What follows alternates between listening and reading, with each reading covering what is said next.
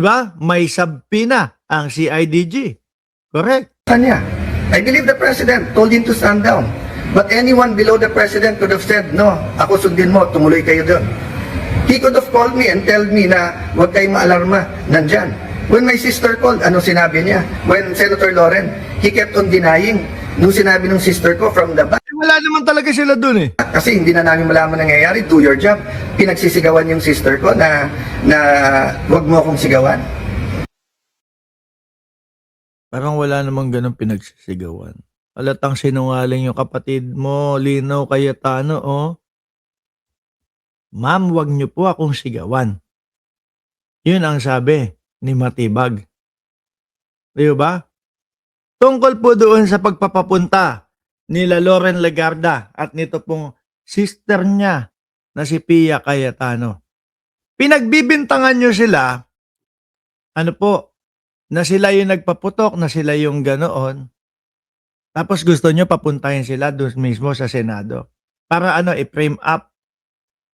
No? O tingnan nyo, totoo yung sinasabi namin, nandito sila sa loob ng premises ng Senado, Kagayang-kagaya din po yung sa kay Amy Marcos. Hindi ko alam kung bakit merong mga NBI dito sa labas. Pati yung director nila nandoon na din sa labas. Malaman-laman natin kay Director Matibag. Ipinatawag pala siya para makipagpulong. No? Doon sa mga senador. Tapos ang palalabasin nila Amy Marcos, hindi namin alam kung bakit pati si Matibag nandito. Kaya umabot doon po sa pagbabarena. Hoy! Huwag niyo na akong pilitin. Lalabas na naman yung picture. Kayo talaga. Huwag na yun. Wala nang picture ni Amy na nagbabarena, ha? Yan po ang response ng ating NBI director nung akala niya, nung naraman niya na under attack ang Senado. Hindi niya sinabing, ma'am, susugre, ma'am, titignan na, ma'am, pupulautin, ma'am, tatawagin namin ng DND, ma'am, tatawagin namin. Hindi. Ang sinabi niya, huwag kayong... Meron kayong dyan? Meron kayong PNP dyan? May mga kapulisan kayo dyan? Magtataka ka, mga bossing. Nandun yung mga kapulisan, nandun. Inaano na po nila. Sinusubukan na nilang tawag dito? Apulahin. Kung sabihin na natin apoy, sige, apulahin. Sinusubukan na po nilang tignan. Nandun ang NBI, nandun ang PNP, nandoon po yung mga Marines. Tatawag pa ng NBI. Parang halata, sir, talaga na gusto nyong i-set up yung NBI para tumugma doon sa naratibo ninyo na nasa loob ng Senado ang NBI. Kaso hindi kumagat. Hindi umubra.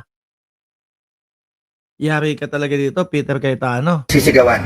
So mga kababayan, kung tumawag kayo ng 911 at sinabi yung nilulusob ng mga bahay nyo, may mga armado na puputukan, at ang sabihin ng taga 911 sa inyo, huwag nyo ako sigawan. Ano po mararamdaman nyo? Kung sumisigaw ka, talaga sasabihin sa iyo, dito mga kababayan, dito, kailan ba? Siguro, hindi, 911 ba yung denial ko? Ambulansya. Yung misis ko, parang mataas ang BP Dati, medyo sakitin. Ngayon, hindi na Tawag ako. Ito, ganyan. Ngayon, siyempre kukuhanin yung mga detalye Umiinit yung ulo ko. Sabi sa akin, wag mo ako sigawan, wag ka sumigaw. No? Kumalma ka. Kung saka mo ipaliwanag na maayos. Naintindihan ko, oo nga naman. Kailangan yung mga vital signs, kailangan yung mga ganito, kailangan nilang alamin lahat. Di ba? Pero kung ang nyo, pag sigaw agad, yun talaga sasabihin sa inyo, wag nyo ako sigawan. Ipaliwanag nyo ng maayos. So, I have held back emotions. I have tried to answer as much as I can. I have a narration of facts. I have the videos. I could have made accusations yesterday sa harap ng media. They know what really happened. But I didn't. Why? Because our country is in several crises right now. The crisis brought by the oil shock. So I want the 5 or 7 bills that can help us. Tinawagan pa ho ako ng DepDev, yung dating NEDA na sekretary. Kasi biglang kinancel ang LEDAC sa Tuesday at sabi ko, willing ba akong ituloy? Ito, willing po. Dahil napaka-importante to. At sabi niya may i-discuss na new taxes na importante. Sabi ko, willing to listen. O yung pala, sinasabi ng mga kasama namin, kinakausap at tinatawagan at yung iba'y tinatakot dahil kailangan daw magpalit ng Senate President sa Monday. Politika na po yun, isang tabi natin yun. Nako, patunayan mo yung mga sinasabi mo, sir. Kung hindi totoo yan, kabadingan yan. Diba? O, eto pa. Asan pa? Peter Cayetano pa ba to po? Yung po ang intensyon. Kung ang intensyon lang po ay arestuhin siya at yung mga NBI, nakakalat yung mga NBI sa Senado nung Monday para pigilan si Senator Bato na bumoto. Makikita nyo ang intensyon din po ay wag Hindi, kaya hindi yon. Langya ka naman, Cayetano. Kaya nandoon ang NBI kasi nga may dala silang warrant of arrest para kay Bato de la Rosa. 'Di ba?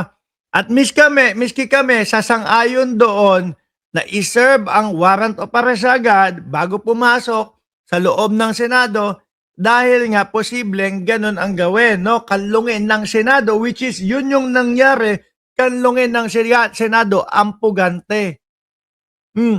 Kaya ang NBI, bago makapasok yan, kunin na natin.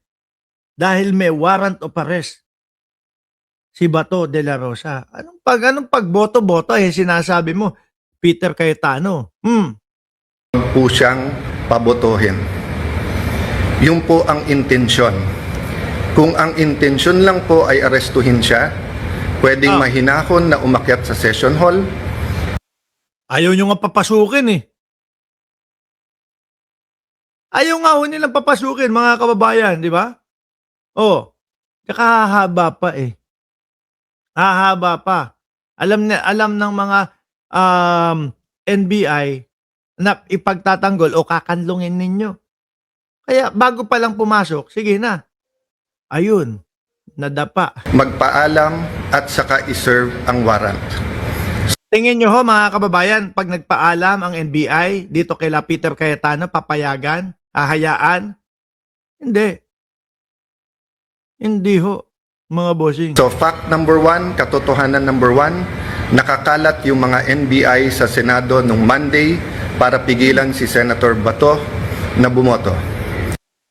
Naniniwala kami doon sa nakakalat ang NBI doon sa Senado sa labas ng umaga. Pero hindi kami naniniwala na ang dahilan ay para pigilan si Bato de la Rosa na bumoto kasi may dala silang warrant of arrest. Ngayon no mga bossing, eto meron pang isa, no?